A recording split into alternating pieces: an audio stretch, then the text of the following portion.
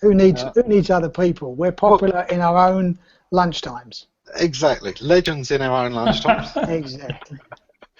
But usually Kristin sort of wanders in, and Terry, I presume, is around somewhere. I haven't seen him in a while, actually. But yeah, here we are, another week, the Bogus Hangout, being as bogus as our title suggests. Bill is off camera slightly there, but you can see his elbow. We're joined by Wyld Stallyns and Hello. David Howland. And as ever, we will have a bit of a chat, and then we will post a link. Anyone that wants to drop in and join in the chat, go right ahead. That's what we're about. I will kick off in the traditional fashion. Bill, what have you been up to this week? I am preparing for a presentation,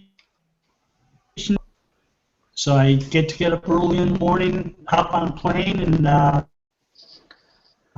get to Dallas way too early and prepare for the day. And talk about entities and how search is moving towards an entity-based endeavor, and how machine IDs are springing up in lots of places, like image search, local search. There was a new patent that came out that I wrote about last week that talked about how Google might look for the idea of the device you're searching on and try to find all entities that might be near it.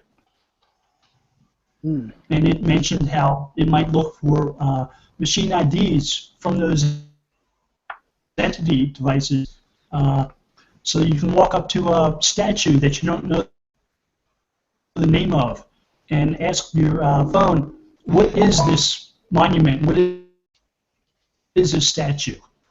And you don't have to name the statue, which is good if you don't speak the language. If you're visiting someplace where you don't know the name of the town. You wouldn't be asking what is it if you already knew what it was. So you couldn't name it even if you wanted to, regardless of the language. That's why you're searching. Well, smart and smart ass. That's pretty good. It also says you can walk up to a restaurant that you don't know the name of and say, what time is this place open? Do you have any reviews?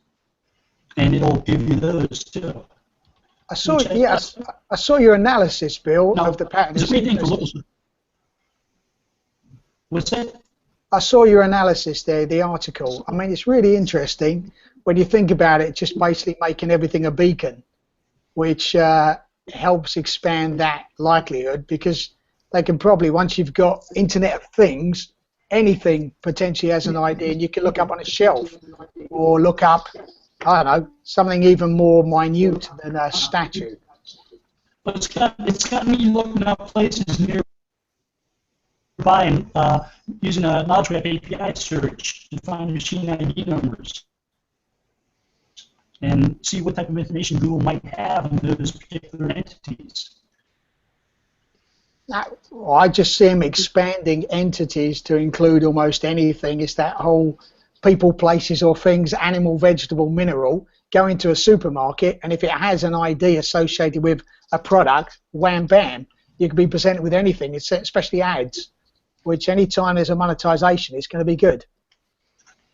Yes, and you know that's right.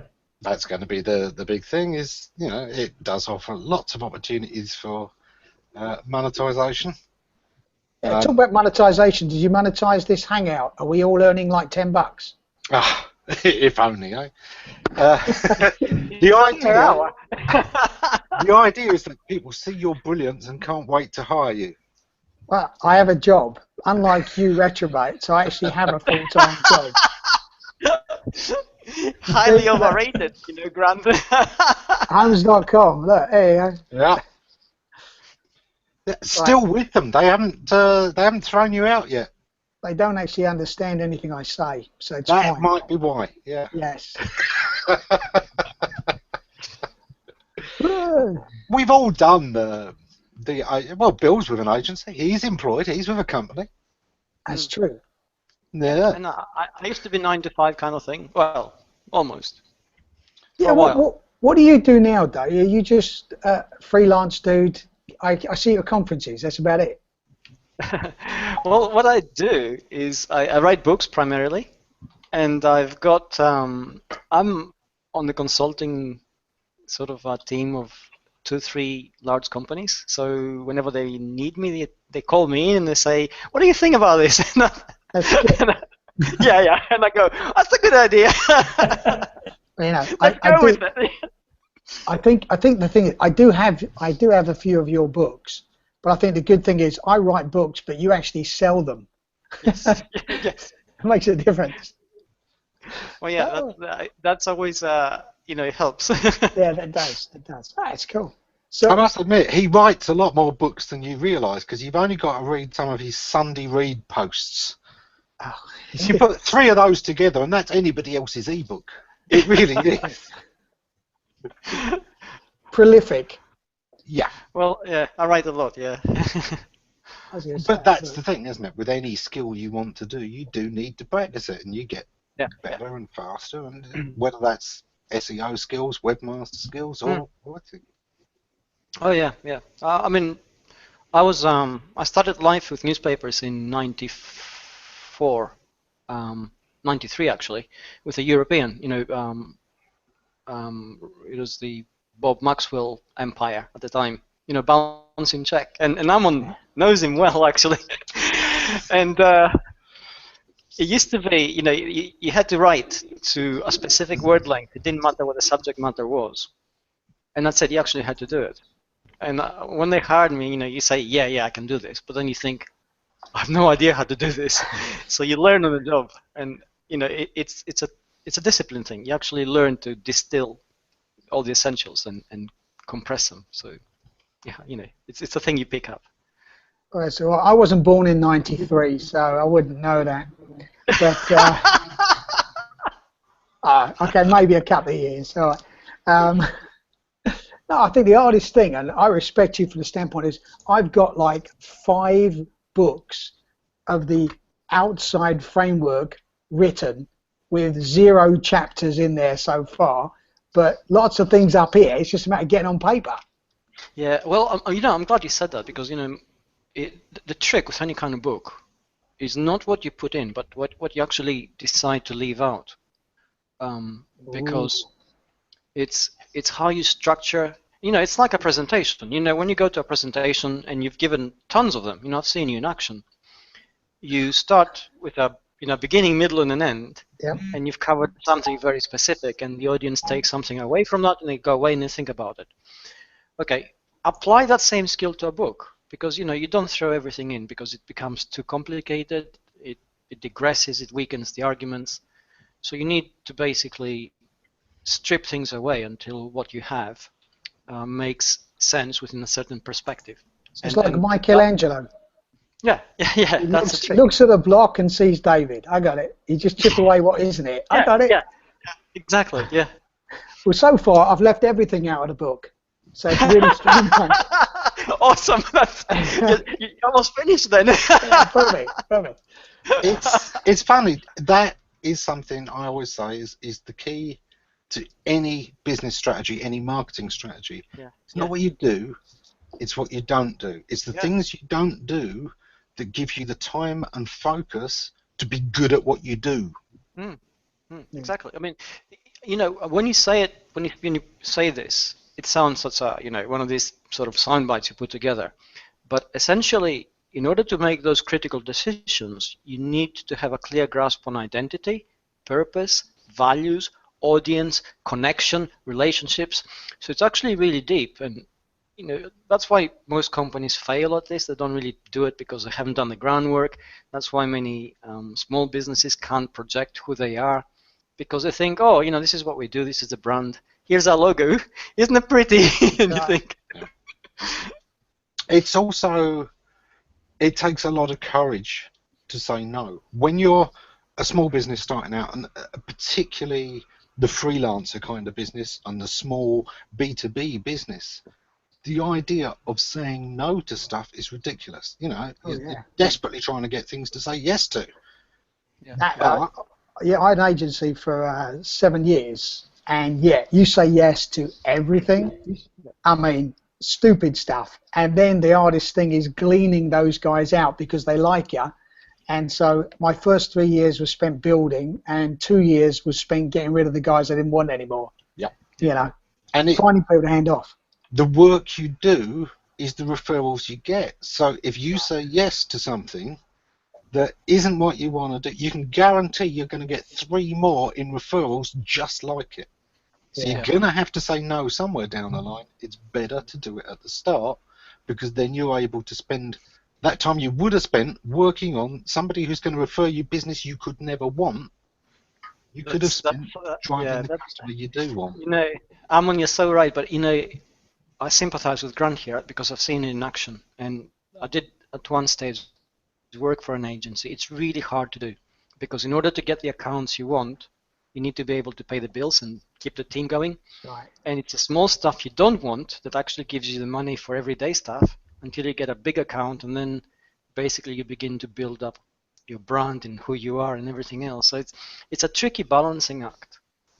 And you know, I know I'm not saying you have to say no to everything, but I am saying your business is built on what you say no to more than what you say yes to, because it is what gives you identity, it gives you brand, and it gives you focus. And it really is really crucial for people to. But like I say, it takes a lot of guts, because for that to work, you have to feel the pain of the thing you're saying no to. You have to know, yeah, I could make some money doing that, but have made that conscious decision to make more money, even if it takes longer to get there, doing this other thing, or to get more satisfaction doing this other thing. Well, we basically said, I had a rule, is if I didn't have enough money for food, I would take the job. And it served me very well. Yes. Yeah. I'm with you on that one. That's right. Faultless logic, yeah, I know. Exactly. But I mean, it's also, there's experience, because you don't know what you either good at or not good at. You have a pretty good idea until you actually produce something, execute it, and you see how it does. There was a lot of experience in there as well. So it was, I mean, it was fun. I mean, it was a great, my own agency was fun. Decided, didn't want to do it anymore though, because there is a lot of stress and hassle, like you're saying, David. Yeah, it is, yeah. And I think essentially, you know, what we're saying here in many ways is that when you start off a business, it's a work in progress, because, you know, like our own identity as people is evolving all the time. So it's a narrative that's constantly changing. It's the same with a business. You know, you start off and you do one thing, and then you refine it and change, and the experience gives you growth and specifics, and suddenly you begin to realize what you're really good at. And that's critical, you know, if you're starting a business. And it's also critical in terms of search, you know, and how you project your identity, how you create those brand values we all talk about. So yeah, it's quite a balancing act. Well, can I bring Bill back in? Because Bill's kind of the pattern guy, and when we sat down and had a cup of coffee, you know, he's a SEO guy that just happens to be really good at patterns, you know. Yes. What did you get pigeonholed there, Bill? I have people who write for certain websites, patent analyst. And it's like, I'm not a patent analyst. I don't do that for a living. I don't write patents and sit around analyzing patents all day. I do SEO. That's right. I read patents about SEO. There you go. About SEO because I'm reading stuff that search engines write about search and new ways to search and so on. So you don't come to me with how do I write a patent about this or that or whatever. You come on the website. You're always ready for the fact that people only grasp a fraction of what you know. People look for an instant handle, don't they? That's right. They do. They look for a handle, and I always said that about SEO. You know, most people will call me an SEO. I've never just done SEO. SEO is 10% of what I do. All right, it's 80% of what people come to me, but that's because it's 90% of what people say about me. I don't do math. Sorry, Dave. It sounds legitimate. It sounds legitimate. He actually ends up with 0.5% of SEO, but the way he did it, it was brilliant. Yeah, 90% of 4% of 3 minus 2 and take away the number you first thought of, and we're good. There you go. Yeah. Is this your card? That's awesome. It's his latest trick. But it's very much like that. You know, I'm a web marketing guy, but I'm known for SEO. So what? It's fine. It still starts conversations in the right ballpark, and the same with Bill. They know that he knows about patents, about SEO, and he is talking intelligently about upcoming SEO issues, so it still opens the right conversations. Yeah. And I think it's also the in, isn't it? Because I mean, usually what happens with companies, they will ask me to come in and talk about search. And then when we start talking about search, then we talk about branding, and then we talk about marketing, and then we talk about internal communications. So all these things fall together, but it's the search thing they actually ask me to come in initially. So you're right, it's where they think they don't know. Yeah, it happens. Hey Darren, long time no see, stranger. How you doing? Is it possible? I'm actually doing a webinar right now. Is it possible to call me back maybe tomorrow? Oh, we can all listen in on Grant's Thanks very much. conversation. Sounds cool. That was entirely private, NSA style. Yeah, we didn't overhear any of that, Grant. Oh, me? Okay, good. It was just sounds cool. What can I say? I mean, look, this is what the NSA feels like. Okay, you haven't heard me. Lucky I didn't really get into a sales guy like I normally do. I'm the worst person to try and pitch to, especially that with Silicon Valley guys, you know. Oh, I get a great new advertising platform that's going to be 50 times as, it's like your math actually, Ammon, 50 times as efficient for spending 10th the price. So you end up spending $1 million and you get every lead in the whole world. Yeah. There you go. Yeah, we've never heard that before, have we? God. I usually say, so, tell me all about your product, and then put the phone down. No. I check if they're still there 20 minutes later, but I like to know that for 20 minutes everyone got a break. They weren't calling anyone else. You so just take one for the team. I'm cruel that way, yes. Public service. Without my, you know. Is that a halo over your head there, Ammon? I particularly like the ones who, you know, they'll ring me, there's often an Indian accent, and then they'll say something. You can tell they've got this from some really dodgy database where somebody's just, you know, crawled phone numbers on some weird pretext. Okay, this is businesses in England. You know, that's as close as their targeting is. And they want to sell me, you know, a telephone service. What do you think you're calling me on, you idiot? Well, we can get into the sales thing. So I'll bring you back to the subject, Aaron. So how do you sell SEO today? I mean, I don't have to, but I get lots of people calling me and saying SEO, you know, would you like to buy SEO? How do you sell it these days? In all honesty, the calls come to me. And that's... Yeah, but they're saying if that's you what want, we changed for the want internet, a telephone service, though, isn't it? They come to you, but it's would you like a telephone service, Ammon? Thankfully, not only calls I get, although I do get a lot of them. And the number I was getting of, you know, PPI insurance and all the rest of it. Yeah, look, do you know how many calls there are about this? If I even had an issue with that, it's been solved by the first 50,000 people who called me. You're too bloody late. But people will send me emails or give me a ring or often get in touch through social media, and it'll often start with a question, and then it will be, can you help with this? Sometimes it will be, hey, you don't know me, but I've been following you for a long time. We're doing this. Can we get you involved in this project? I think that's what we wanted the internet to be, isn't it? Is instead of cold calling, the leads come to you. Danny Sullivan said that the difference was, in the old days we had broadcasting, And these days it's all about narrow pulling. It's about having a hook out there that gets one person who comes straight to you instead of having to broadcast to everyone.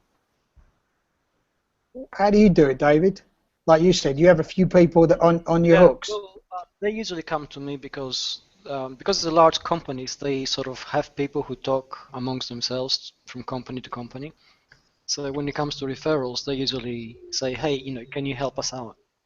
But having said that, I've had a couple of big leads which came through Twitter, incredibly enough. Oh, wow. And my first reaction was, nah, it's not legit. And then they reached out through LinkedIn and said, hey, we sent you a tweet about this. And I'm thinking, God, they were serious. So, yeah. You know why people do that, though? And this is, we're in the process of doing a proposal right now.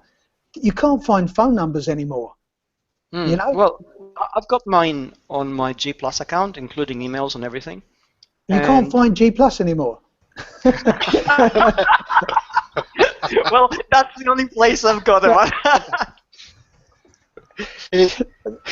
Thankfully we can, otherwise we wouldn't be doing these Bogus Hangouts. Yeah. It's definitely got quieter again in a way. Partly that's simply because authorities dropped and we're not using authorship, so there's no point to G Plus. Actually, authorship is there's a team working on authorship still. Okay, don't bring the wrong people back. We won't talk about that. Okay. But the way they've changed the interface of G Plus does make it a little bit hard. It's all collections and photos and stuff now. The things that were working. It sucks. Yes. It sucks. Who do they have there? For a big company, they have a lot of stupid designers. Is that right? I mean, well, I think you should blame somebody who speaks to webmasters all the time and therefore ought to know better. So, John Mueller, we blame you. It's your fault, all of it. He's obviously on this week, yeah. He's the nicest guy you can ever imagine. Blame. I did say he should be the new mascot. No, that's not John. Hey, Darren, you got your sound sorted out? Yeah, I was in the settings. Hi, everyone. Sorry I'm late. Hey, John. You said there'd be no more English people. What's up with this? We lied. Hello, Darren. It's jet-setting English people that keep going off to America to work as well. Because Darren spent some time over there piloting. Gliders, sailplanes. Yeah. It is quite funny. Yours says Helen. Yeah, I've logged in under my work login, which my wife is the MD. Okay. That's okay. Do you mind if I call you Helen? Hey. Make it easier. It's not even Friday. You go. Feel free to call me what you like. Okay. It is Women's Day, isn't it? So International Women's Day. We love international women. Yeah, and here we are with an all-male panel. More men coming in. Where are the women? So yeah, Darren, you are the honorary. Awesome. And John, good to see you. How are you, sir?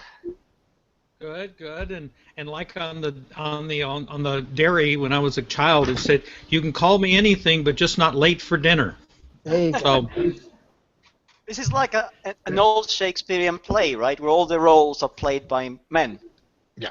There you go. Yeah, put the wig on, and they're there. Yeah, and you have it. But I don't know if the beard is going to work though. But hey, isn't there women in circuses that had beards and? Wow. I'm sorry, Helen. You appear to be choking. Is that a hurricane behind you there? What's the plane on the wall? Is it a hurricane? It's a Lancaster. Lancaster. Oh, is it really? Yeah. I used to build them on little plastic models when I was. And me, yeah. Yep. Yeah. So I some of you, if you follow me on Twitter, you may know that I've flown gliders since I was 16. So it's a thing that I love. That is very cool. And where do you live in the UK? For my sins, in just outside Swindon. Oh yeah, that's yeah. I can't even say anything about it because A, I'm not sure where it is anymore, and B, you made it sound like the worst place since Bolton. It's not, it's actually because of the demographics, wasn't it? Core to pretty much every marketing survey ever published. Oh, gotcha. Yeah, Swindon's not that bad.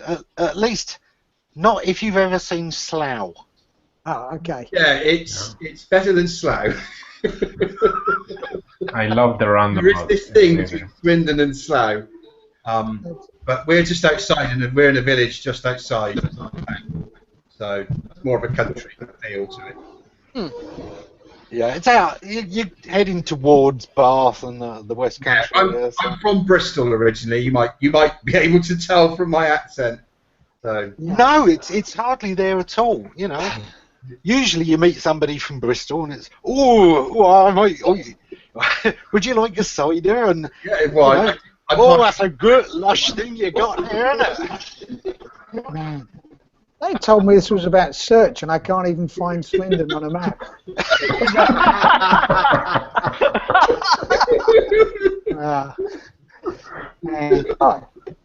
Where are you, Grant? I'm in Norfolk, Virginia. Oh, okay. Yep. Just outside Swindon. Yes. Yeah, just a little bit. Yeah, we have lots of airplanes here too. Okay. Yeah, but yeah. Yeah. All right, you're going to pull us back in, Ammon? Yes. We shall certainly attempt to. Good to see you, Fab. By the way, I know you've snuck in there. Okay. I see that we've got a little bit of beard happening here. This is good. We need more beards in search. Everyone knows the real power of SEO is in the whiskers. Darren, this is how come you've ended up as Helen. Hold on.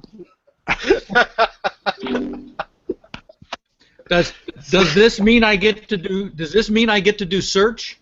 Yeah. Because I have a beard. That means I join the club. Naturally. When you master the dark arts, well, has any of you ever seen Phantom Master? Ralph Tegmeyer's. His beard is legend. So this gives you an idea of where you can get to. Gotcha. All right. Yeah.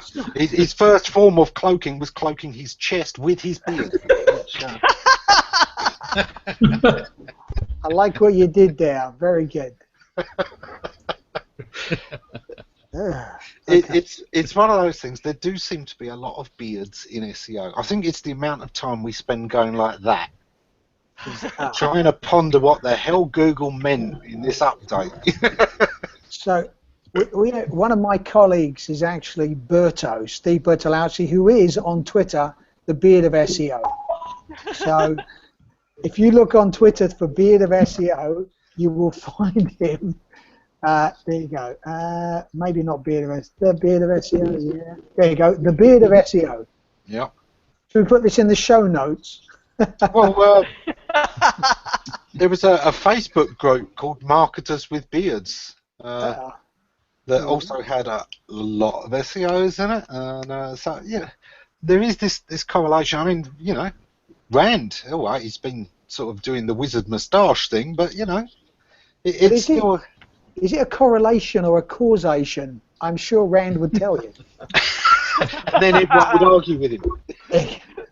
It's probably a linear sort of connection there. Well, wasn't there a study on beards and how people trust people with beards more than clean-shaven people?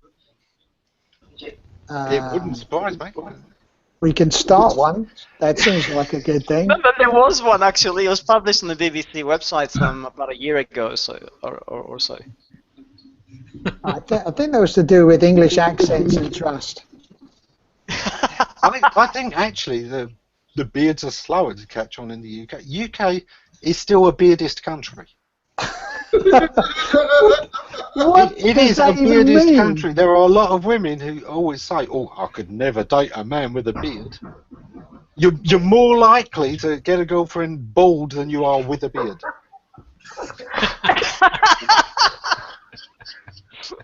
Okay. I don't know why. This all came out of Keep in having mind a it is beard. International Women's Day, right? Exactly. Yeah.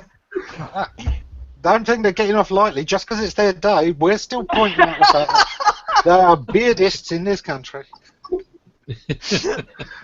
Okay, so let's have a look at some of the things that have been going on this week. Now, Bill was talking about his talk on entities, and I know AJ Cohn is working on a presentation on very similar things. And certainly, it's still big news, but you know what? We kind of talked about it every week. I'm always good for a conversation about AI, but again, we can tend to do this sort of every week a bit. I mean, my big thing at the moment is, why are we building AI? Isn't that the wrong thing to be doing? Because we don't actually want artificial intelligence, do we? What we want is idiot savant slaves. If we actually wanted intelligence, we'd start with the fact, look, there's hundreds of people around you who have the capacity to be intelligent. You can already talk to them. They can already read all kinds of clues. Make them smarter. Let's have more education. There you go. Artificially making the world more intelligent, piece of cake. Just invest in education. Instead, thousands of researchers focusing on teaching your computer, you know, that thing that gets your spelling wrong when you're trying, the predictive text. The chances of making this thing intelligent, no, it's not going to happen. But also, how can we go around making intelligence when we, as a race, as a species, are so damn unintelligent? We haven't cured war. We haven't cured bigotry. Wow. Wow, that sounded very bigoted. Yeah, we broadened the scope a little bit. You know, the thing about AI, and I'm glad you mentioned it, is it's very much an expression of how we deal with the issue of big data, which is continuously piling up. And unless you have some way of actually sorting through it in a way that makes it intelligible, then we'll just be swamped by something we don't understand. And everything seems to sort of go from there. I mean, semantic search became possible because of big data. It became necessary because of that. Machine learning would not work if there was not sufficient data to train it.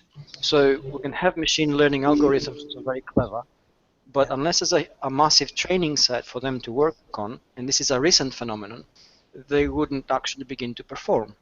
And so it's a chicken and egg kind of question. You know, we are in a world where everything is connected, and how do you deal with that? You need to have smart devices. But I still get back to the core question there, David.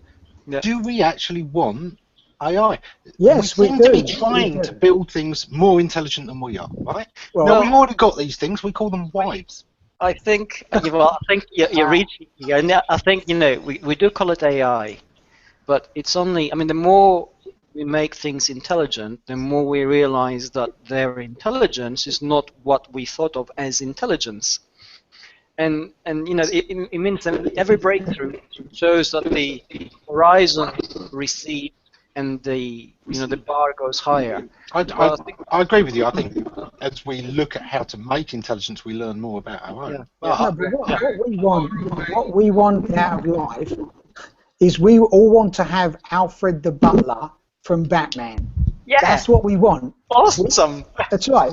We want Jeeves from Iron Man. That's right.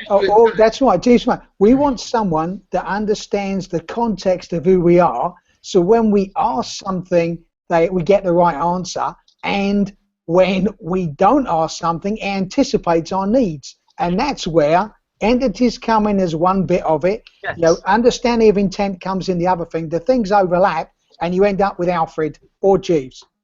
The thing is exactly where that's what worries me. Has America learned nothing? Aren't we just trying to create slaves again?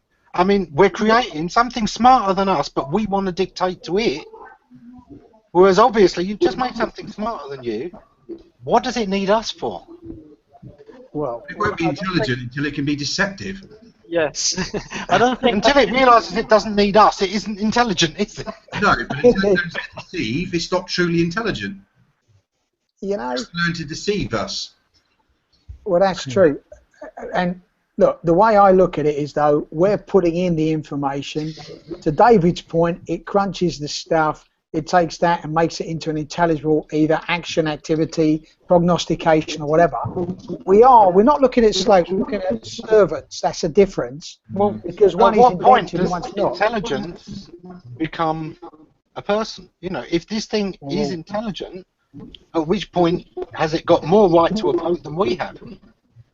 Well, I think the definition here of intelligence is still up for grabs. And if you listen to Nick Bosson, for instance, who's one of the general naysayers, he's a bit of an alarmist. He says, the moment we hit a certain threshold, we're in danger.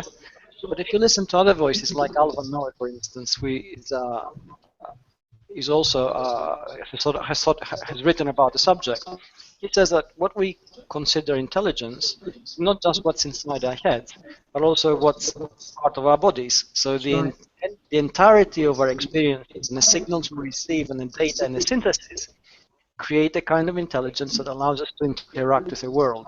So if you have a disembodied brain, you could argue that the kind of intelligence you're going to get is going to be severely truncated. Well, I love the fact that we're going here because overall we're just basically interpreting I, Robot the movie with Will Smith. Yeah, because, I mean, is the difference between a robot that's sentient or has emotions, whether that's a chip or anything else, and something else? Because I think to your point, and if we get back to search, I mean, really, we have a need, an intent, a desire, and to Google's point, I want, I see, I do, I feel, I want to buy, all that stuff. We do have a need, and all we're looking for is an easier way to get that answered. Whether now it's answering a question, or down the road it's a massage moment that does my feet when I get sore feet. I think. Yeah. I don't think Google's interest in AI can at all be pinned down to just search, though. I mean, they've been looking at autonomous cars for a long time, so we know that they are also extremely interested in the idea of singularity, the idea of being able to upload a personality and they have that personality persist in a machine state to create a kind of immortality.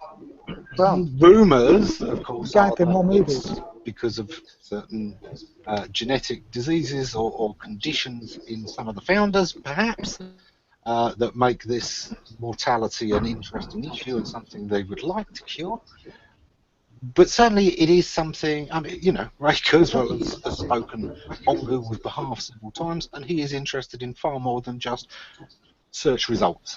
He is interested in the singularity, the idea of man and machine becoming kind of synonymous, the idea of cyberspace becoming an extension to the human world. Now, when it comes to sci-fi authors, I'm actually a big fan of Ian M. Banks, and his culture ships.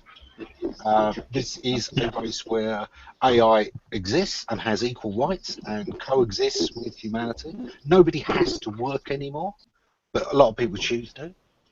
There is plenty for all. It's very much a sort of utopia, but I think it's a fascinating thing. That's why I'd love it to go, but I don't think we're ready to push it that direction yet. I don't think humanity is yet intelligent enough to not want to own this, to control it, to need to control it, to be able to accept machines as equal. I think is something that we are a long, long way away from. I think before we stop, we've gone a long way. Yeah, we have a little bit. And there are still cultures in the world that have not accepted women as equals. So I think to get to the point where we're mature enough to say machines are equals, it's a long way in the future. But is it? We don't know, do we? We've never done this before. At what point is the tipping point? Because one of the things I remember from, I think it was Ray Kurzweil actually, but it was certainly one of the Google spokesmen, is that they believe we're over halfway there. Because of the Moore's Law thing, it accelerates. Yeah. Well, here's the thing about machine learning. There's a latency period. So as things happen, you get, because it's exponential regression that you get, you can get a a lot of iterations where you don't get a lot of improvement, and then suddenly you can get a massive leap, which is like a breakthrough, and from there you continue to improve at a massive gradient, very steep gradient. But we are a long way from that point. I mean, you know, the most intelligent machines we have right now don't even have the intelligence of a 5-year-old. And it comes down to that, what we think of as intelligence. You know, we're very good at creating constructs which can process information in a very narrow perspective and bring us brilliant results. But the broader picture of who we are right now, it doesn't exist. You know, there's no correlative in the machine world. Yeah, I think that comes back to what Google has been doing, which is trying to understand us better, and that's, I mean, that's the key, isn't it? Yeah. Yeah. Yeah. So whether it's rank brain or you know. Well, with data, at the end of the day, everything we do is data, which is encoded. Everything we are, if you take DNA, that is also data. That's also encoded. And if you take the universe as a whole, in terms of how the planets are, etc., that is also presented in a mathematical language, which at the end of the day is also data. You know, it's information. So whether we differentiate, you know, whether we are organics or non-organics, it doesn't matter. And if we get to the stage where we have a machine which is truly intelligent, then suddenly our intelligence and its intelligence is intelligence, right? We're expressions of the same thing, which is something perhaps greater than us, and we're getting a little metaphysical here. Yeah. So, you know, it's in the future, so I wouldn't worry about it. Sure. But it's what it is. You know, you don't stop this. You know, it always goes on. And to Ammon's point, we're at meeting point. Well, everything is driven by what has always everything been driven by, which is a perception of gain, which means you use the current resources, and what you get back for that is more than you expand. And that's what's always driven civilizations, it's what's driven wars, what's driven progress, etc. That's never going to stop. Yeah. Well, Craig says he's convinced that you are AI.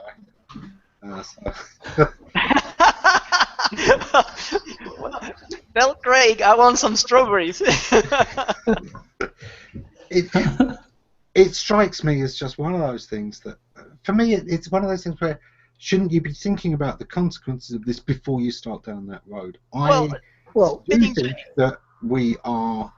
Look at the word robots and where its origins come from, and it is kind of akin to slavery. A robot is kind of, you know, drudge labour, slave, not paid, etc., etc. Wow. We are now trying to do this for something that is more intelligent than us. It may not like it. Okay, so what purpose is Google putting AI beating world masters at Go? They're playing asteroids and see who can get the highest score in asteroids. Well, I mean, is that what DeepMind's up to? It is, you know, at the root of where most people get their knowledge from. I mean, we are now being told what to believe, what's going on in the world, by machine learning, i.e., the robots are now telling us what reality is. We're also telling them, though, whether it's right or wrong through user interaction and our behaviour. So, I mean... Yeah, but if they don't like your answer, then the self-driving car can just take you off a cliff. Well, maybe your car will take you off a cliff. I feel like that today as well. Actually, you took us off a cliff, and I'm still kind of flying right now. But no, getting back to science, I love the idea of the autonomous car as a search device or an answer machine. To me, it's brilliant to, you know, for Google to really take that lead, because at the end of the day, captive audience. I lived in LA, you know, 2 hours a day each day with stuck in traffic. Now I can consume entertainment. I can basically get my questions answered. I can work all the time with absolute context of position and direction and everything else. I think that is the next big screen, you know, that not many people really put too much thought in, but as marketers we should be, because whether it's inside a screen, you know, showing us augmented reality as we go past the store, showing us sales, or whether it's just the car driving us not off a cliff but off a financial motive, I think that's really where we should be focusing in the immediacy, because it's a robot, yeah, but I don't see a robot coming around my house and giving me a back rub soon. Okay. Yeah, absolutely fair Where's point. your car? And the thing I would say is that, you know, Google are not a search company. They haven't been a search company for a lot of years. They're a technology company. They're a data company.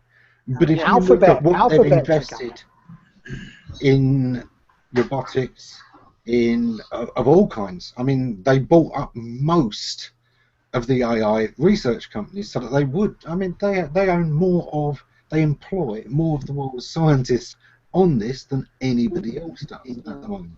They also have, you know, I mean, they're 10 years ahead of everybody else on average. But the primary reason for this is because they also have access to more data than anybody else. And that's what really gives them the edge here. I mean, you know, it's like, again, it's like if you go back to semantic search, a lot of the research started at Microsoft laboratories. And they had the initial patents, they had the initial scientists and engineers and everything. What they didn't have was sufficient data to actually make sense of what they were doing. And that's a trick. The run on and the fuel you run with. So if you don't have it, you know, it's like having a car in the Wild West. You're very limited. There's no gas. Yeah, or roads. Yeah. I mean, the data is basically the equivalent of experience. The more data you can throw at a thing, the faster you can accelerate its experience of the world. Yeah. And, you know, absolutely, but it doesn't mean anybody else can't get there. It just means it's going to take them longer. I mean, Yahoo have, you know, a lot of data, and they've just started with the AI race. I'm not sure that was necessarily the right move. Maybe what they should have been doing is selling their data to somebody else. As a training. It could have. Yeah, it's Yahoo are invested in this in terms of their identity and their brand name, and they're trying to show that they're more than just an Alibaba shareholding vehicle. That's well, look, but how many of you guys have brought up with your clients in the last 2 years? You have to go on to Yahoo or directories or actually spend any money there. I mean, come on, it's you know, they're not a company that's going to be around. I mean, they're going to be purchased in the next year, so we'll see how it goes. See what they become. Yeah. I mean, it's their shares in Google that have kept them going. I think they still own. Is it still 20% that Yahoo own of Google? It's a sizable chunk because they got 10% when they did the very first deal with Google to have Google search results as Yahoo's results. They got 10% of Google for that. When they extended it, I think they got about the same again. Are you sure about that? I would never doubt you. But your fuzzy math, it sounds like they own 104% of them. Now, I believe it's about 20. Wow. It could be a teeny bit more because they might have been something when they originally had the money coming in from Jerry Yang, was it? Who was one of the original investors in Google and so on and so forth. So depends what he did with his shares and stuff. I think they were under his own. In Alibaba as well. Yeah. You can't be a technology company just by buying technology. Google still has its core business. Yahoo doesn't really have much core business anymore. No, Yahoo, I believe, is entirely floated really on the money they make from Google.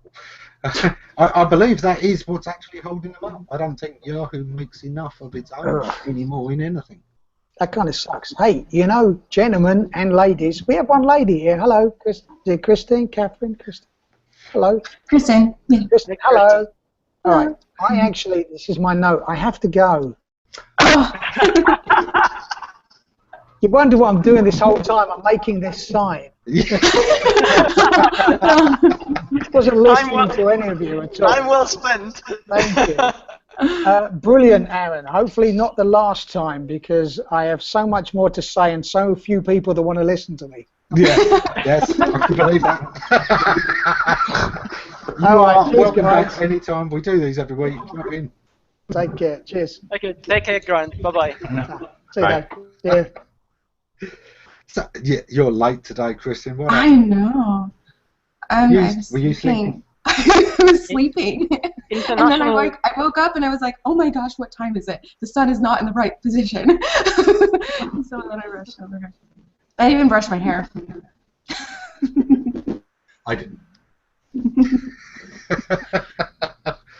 I didn't dare. So, Darren, it has been a while since we've seen you. What have you been up to lately? Well, work and no play. So we are currently recruiting for another member of staff, which will take us to 8 members on the team. So I'm probably working 12-hour days, 7 days. You should offer Kristin a job. I think She he has wants no someone idea who... what Swindon's like.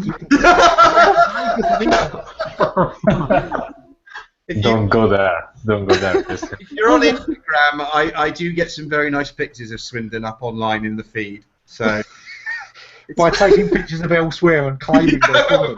distance, yeah, from the air. Oh dear. So yeah, we've been really busy. Taking on more clients. Is it still pure SEO, or are you doing No, some development? It was. I mean, years ago, I bought the domain All Things SEO and All Things Web. I don't bother with the All Things SEO. So it's more. It is gone over now to SEO, social media, email marketing. But I've got sort of people in the team that specialise in that. But I'm still the SEO consultant for my sins, and I still really enjoy it. You know. I saw a client with a 300% increase in revenue off the back of my work, which really makes your day when you see that, when you take a website that's not performing. And that was today. So every day is different. Every day is a challenge, but it's fun. I'm not making any more money with more staff. Something's wrong. But I'm having a lot of fun. Can you find people in Swindon? Sorry. Is it difficult to find talent in Swindon? We have a staffing issue, but actually that came from Bristol. I've got four in Swindon, and they're really good, and 2 down in Bristol with another one to come.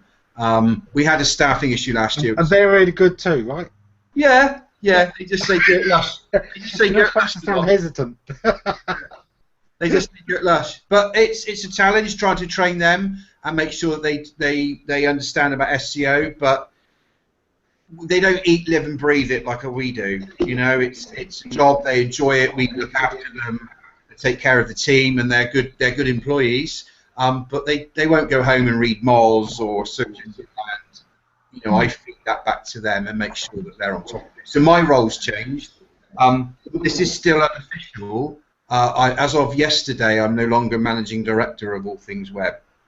So I'm becoming founder and technical director, and I'm going to be a bit more hands-off with customers. My team can do all the work. So I should be around a lot more conferences. I'll be on Twitter a lot.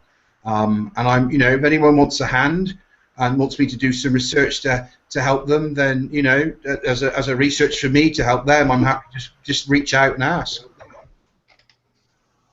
Yeah, well, Craig says it's always great to hear other people's businesses doing well, and he's right. We all like success stories. It's one of the things. You probably remember way back in Creator Site when we started doing our example of the year, where we picked somebody who'd really used the forum and the opportunities to turn their business around. And I referred to one of those only this week, talking about Kesa, our very first one from 2003. And the way that she used the forum and discussion to really turn around her business, and she did. She put in a lot of work. You know, just because you've given the answers doesn't mean that, you know, everything just falls into place and magically happens. She put in a lot of work. She put in the time. She put in the effort, but it paid off. And yeah, I think we all love stories like We all like to know not just that somebody is doing well, but how they did well as well. Yeah. There's no shortcut without hard work, right? Unfortunately. Well, I mean, I was lucky. My wife is now the managing director of the company. She worked in London, and she was the head of marketing for a bank. And then in the banking crisis, she got out very quickly. And you know, I had to work two, 3 jobs to support her because I was only making enough money for me. That was 5 years ago. We're on target for our turnover, our revenue, which is good. But more importantly, our longest client, retained client for SEO, has been with us for 12 years. That's really good. Wow. But the difference is, I travel to see my clients and sit down with them regularly. My fuel bill, my gas bill is horrendous. Yeah. We're looking at trying to negate or reduce, but it keeps the customer. And you know, you're on top of it, and I've become more of a director than a doer of the work. I now direct their teams or my teams to do the work, and it's more satisfying and better for everybody. Yeah. So yeah, it's good. It's communication, isn't it? I mean, that's basically the key is good communication. And I lost a client not because of their rankings or traffic. They were happy with that. They basically said they didn't feel that we loved them, and that made a massive impact. Yeah. I mean, it's the emotional response because it is a relation to the initial phase. Then what actually keeps them there is that connection. You're absolutely right. I mean, that's why, to get back to some of Ammon's arguments frequently, that's why we shop with a particular shop or a particular brand. It's not the technical specifications of the product we buy. It's a connection we feel emotionally with the brand or the product or whatever. Yeah. Even where we don't particularly feel that this company loves us, at least we feel we know them and you know, we're comfortable with them. We don't think anybody else is going to love us any better. Yeah. And I'm about to kick out a software supplier for SEO because of that, because I don't feel valued, and I've been with them for probably 10, 11 years, and I've emailed and said, I don't feel you don't value our business, therefore I'll look for another supplier. I feel the same. You know, they might be a great company, but I don't feel valued by them, so. For a supplier, it's funny. That ties into something. And that kind of, I was going to say, it squares the circle. And I'm sorry, I just interrupted you, Alan, but you know, it's what Bill was saying about entities, right, and how everything links up. Because essentially, it's entities and identity. It's entities and context, identity and relevance, and that leads back to search and how we project things and market and brand create, and it all kind of makes sense if you start joining the dots. Yes. Absolutely, and you know, it's because at the end of the day, we're people, and we work as people. We think as people, and everything needs to connect to us. We like to think that we're very logical, and we like to think that we're, you know, driven by sensible. We're not. We're not. We're not at all. We are very emotional creatures. A lot of our stuff, and as more research has been going on into neuroscience, we've been discovering more of this, that a lot of the things where we thought we were making rational decisions, we're actually rationalizing emotional decisions. We make a decision, and then we think of the reasons, the logical reasons why we made that choice. But we made it before we'd even thought about it. Scary stuff.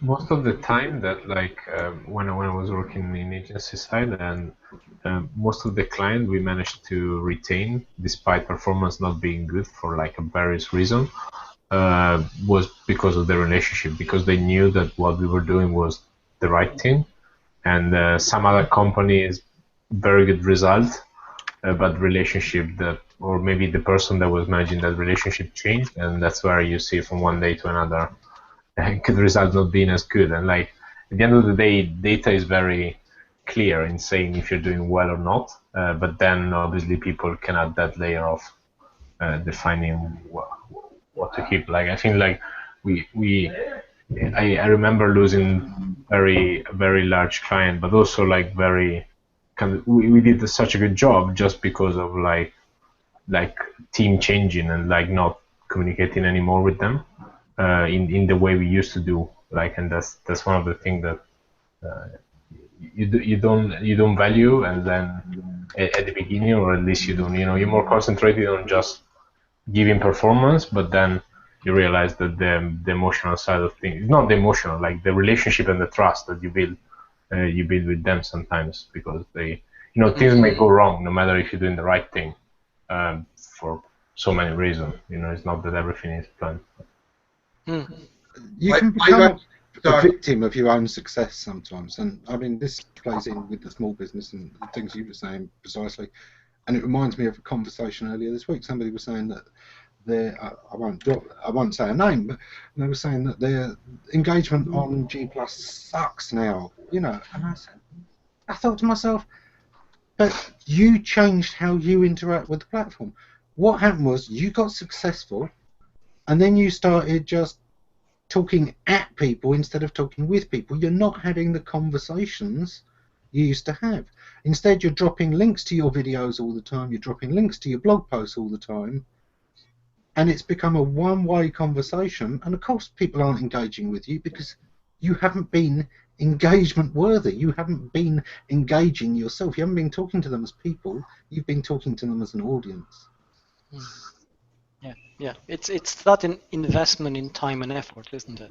And you can't get away from it. And it is one of those things with a business, you know, is that you do need to be prepared for the fact that as your business succeeds, you suddenly may have less time to be that person that the companies had got used to, that friend in the business. And you suddenly get more and more business-like because you need to now concentrate. I've got staff to train, I've got this to do and that. Be careful of that. Understand that you still need to keep time to nurture those relationships, because what we're saying is people buy from people. That's why I phoned you, Ammon. Yes. Very lonely. I will call you tomorrow. I've been out today. So. Hey Terry, how you doing? Good, thanks. Hey Terry, it's been ages. You have to find him on Skype. Skype? What? Yeah. What is that? Yeah, I don't spend a lot of time on Google+. We miss you though. I mean, I haven't seen you for ages. Yeah, David is pretty busy, and I'm pretty busy, so we're not doing any shows. Yeah, not got much time these days. More lately. Yeah, So, it's a problem for all of us. I know what you're saying. And in that, coming straight back full circle to the point that as success takes off, you suddenly have less time for the things that made you successful in the first place, and you do have to be careful with that. That's something I see, particularly on social media, again and again, where people build up a huge following, and then they get carried away with their success and start talking now as a big success and a big time star instead of the person that actually built up that audience, and they change. Yeah. Oh, I think that's believing your own myth sometimes, isn't it? Because I mean, at the end of the day, yeah. But that's a trap in many ways. I mean, I totally get the challenge of time. When I started out in Google+, I was committed to a lot of conversation, and I still am. But I nowhere am as near as in the beginning when I was pretty much active in every thread, simply because I don't have that time anymore. But it's valuing the people you actually do connect with. I mean, I still do that, and it's very easy to say, hey, I can back off, just put a few links, and then what does that say? It's what you said, right? It devalues the connection. It makes people feel like a number. And we're all intelligent, right? Nobody wants to feel that way, no matter what. So you'd back off yourself. So what is? Isn't that? Sorry, go ahead. Cure for that? Is it that what we need to do, therefore, is understand we've got less time, but the time, instead of trying to do little bits cut back on what we were doing, isn't it better to sort of say, right, I can't post every day anymore. But what I'm going to do is once a week engage properly. I'm going to do one proper thing each, quality time. The same as we're supposed to do with our kids as we became busier and busier and spent less time at home. It's all about the quality time rather than the quantity of time. I think you can do something too, like with the way that you go about doing things, because you can connect with people, more people in a short amount of time. Like with video, it's a lot easier to keep up that relationship rather than doing things in text. So I think that's probably like a big reason why live streaming is becoming so popular, because it's a way to maximize our time. I don't know. There's a lot of people who read faster than they can watch. There's you know, the limit on a video, this transcript, you could probably read this the transcript of this show in less time than watching the show. Because you can watching, but I mean, like interacting like this, like what we're doing, that's far more, that just strengthens our ties more, that face-to-face connection. You're a good bloke, David Emily. Strawberries, give me some strawberries. Oh my goodness. Okay, so the other day I was like, I needed to do posts that would get a lot of eyes, and I was like, the first thing that came to my head was I need to use one of Craig's strawberry pictures. Yeah. See, I mean, he's got us all hooked on those strawberries. Yeah, you could just post a link-bait title, as Will Critchlow did the other day. There was a big discussion on Twitter last night because he posted this thing: Google to announce no longer using links. So what he meant is, and his article went on to make it clear, he expects. Do you know what? Even then, I think that's link bait, because Google's heavily invested in links.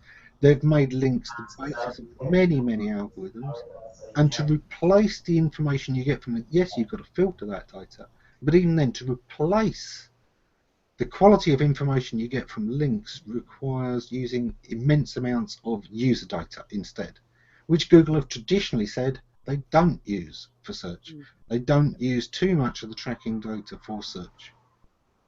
They'd have to do a huge turnaround on that. Now you can.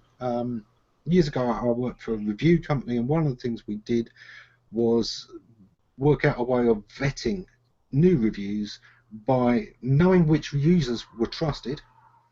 We then templated those and looked for other people who'd voted similar ways, and we were able to create a pool of 1,000 users that we knew were trustworthy. You know, if a review contained a lot of expletives, these were the people that were going to downplay it, not get carried away. Oh, let's let that go for fun.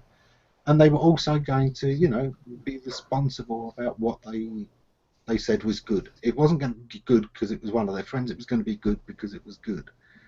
And we used them to automate some of the decision on what went live and what didn't. We had everything could show to logged in users, but to somebody who wasn't logged in, it had to have been vetted. And these people were the logged in users. We used them to vet whether it could go live or not. If 3 of them rejected a thing, it automatically went for review by a human. If 5 of them approved a thing, it automatically went live unless something else happened to pull it. And Google could certainly use systems like that, but it takes a lot of that kind of stuff to replace links. It's also computationally expensive in terms of computer time, because if you need to scale that, and also although Google is massive, it hasn't got infinite resources. Everything has to be, machine learning works because it actually delivers a saving on computational cycles. And they make the decision like any other company. They wouldn't go down a path where they actually spend more and more computer time on things they could do with in another way. Yeah. But the short of it is, I don't think even he honestly thinks that Google are going to turn around and say, we're not using links anymore. If he does, I'm going to stop following the guy because I think he's an idiot. It's not going to happen. I'm sorry, it's not. It's pure link bait. Like Yeah. Yandex put them back, and even though probably they had so very little data to play with, and so if imagine for Google to remove them would be. Yeah. Well, it would affect also, you know, what Ammon said about the quality of existing algorithms, which has been built over quite a few times across the board. You'd be going back to questionable results, which you then have to refine. You know, the end user experience is going to be so bad. There'd be a massive backlash. It's been fascinating. I mean, Bill will probably agree here.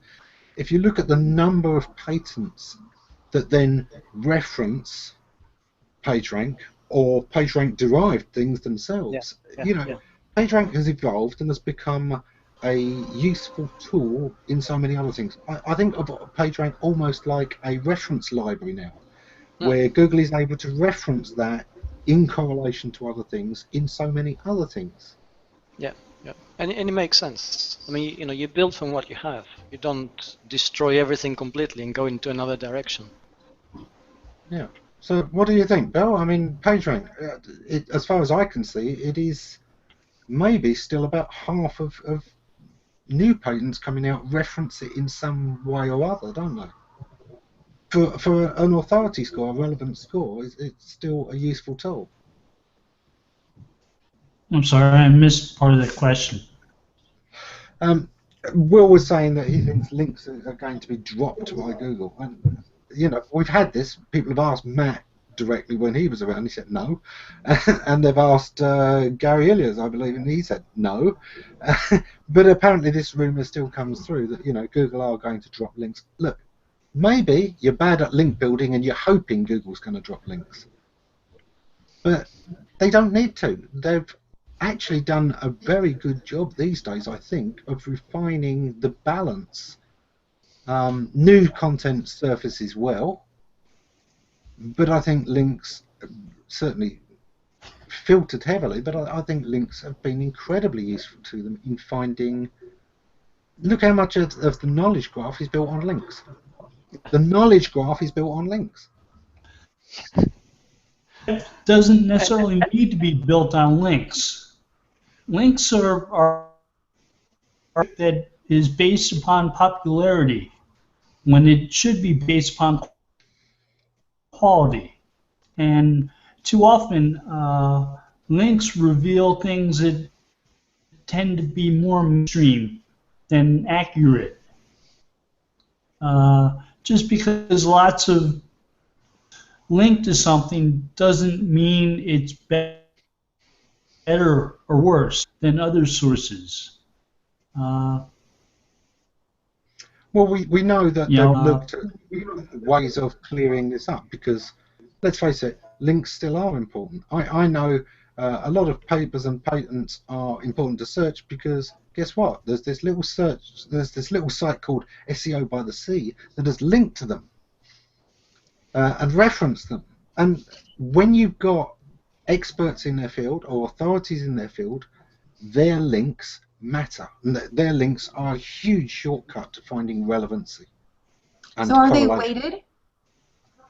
Links have always been they're weighted. So they're weighted, okay. But they are weighted by more than just popularity these days. I haven't seen the popularity effect being alone. Okay, David. David says he's got to go. Pleasure, David. Thank you very much. I really enjoyed this, and I definitely will. I'm doing a lot of writing at the moment, so I'm a little bit desk bound, which makes me go a little bit stir crazy. So this has been brilliant. Thank you so much. Okay, I'll be back. Take care. Yeah. Bye-bye. Bye now. Right. I think, you know, the days when we used to see the link bombing have gone. I haven't seen huge link manipulations in a long, long time on Google. I haven't seen any example of it in 9 months. I recently bumped into one case of a website plus was spammed with links, but then lasted for probably a week or two before it was taken down. And yeah. Nice line, Terry. Go on, say that. muted. It works even Yeah, better I when you're not muted you. muted. Yeah. I can't unmute you. Yeah, I think basically links just took an arrow to the knee. That's what we're saying here. I can't see links disappearing, I must admit. I can see a lot of research into other things to support them, but I think Google's done a good job of now filtering which links it's paying attention to. I don't do much link building. You don't need to. No, Most of the links people are building aren't counted. I did remember yesterday the first link I ever dropped was on Creator Site Forum for a customer. 2002. Yeah, filthy spammer. When you say you dropped the link, like what does that mean? Because sometimes I see that and I'm like not quite sure, and I don't know that it's very clear to everybody what the difference between like dropping a link and then like truly just spamming. Like what is? Very little. If it was on Facebook, Dropping a link is where you're having a conversation or bringing up a topic in order to put this link there. But the link is the point, and not necessarily for what people are going to discuss on the others. It's not about them going there and reading the thing. It's about having that link somewhere. It will be cool. It was a branded link. In defense, it was a branded it had link. no effect. It had no effect. No, it wouldn't have done in Creator Site. The client thought so. And I've been doing this for a month. In Creator Site, we had these scripts. We had various scripts. To start, everything went to a jump script.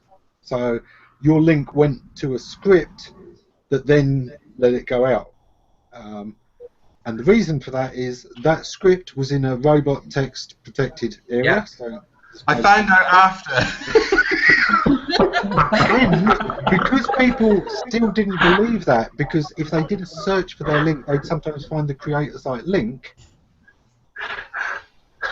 If that was the whole thing, it's the reference that we reverse the order of it as well, so it read backwards. If you look at links in Creator Site, they're still reversed. Yeah. But do people think that these link research tools, this backlink analysis, has just made people lazy? There's no creative thought around link building. It's look at your competitors' links and go copy them. That's. I've got a question for the panel here. Has there ever been an SEO tool of any kind that isn't about making people lazy? No. You know, something Terry and I often say on this, and I know John knows what we're talking about as well. You've got to get your hands dirty with a lot of these things. The example I was using the other day is that a lot of these tools are like a telescope. They're great for zooming in on something, but you lose peripheral vision. You lose context because you've zoomed in on that thing. Yes, you can see the details without having to go and examine it, but you lose peripheral vision. You lose context. You lose where that fits in the overall thing. You know, tools hurt your perception. And my favourite tool at the moment is BuzzSumo, just because it's an ideas generator, not a copier. Mm-hmm. It generates. Oh, that's a great idea for a customer. If I switch the angle here, it gives them uniqueness to their story they can add, which adds to the mix, rather than, oh, what keyword is that company targeting? And I find I get better performance, I think, of our SEO campaigns that way. I just saw a picture in the event page. I think Zara's trolling poor David. She's posted a big picture of red fruit, but it's raspberries, not strawberries. But she does say this is her favourite pub. Playing conversation, time to leave. It's time that we went offline because we've gone well past time. We'll probably carry on talking in the green room as we do. Thanks for joining us. We will see you again another time. Take care, everyone. Bye-bye.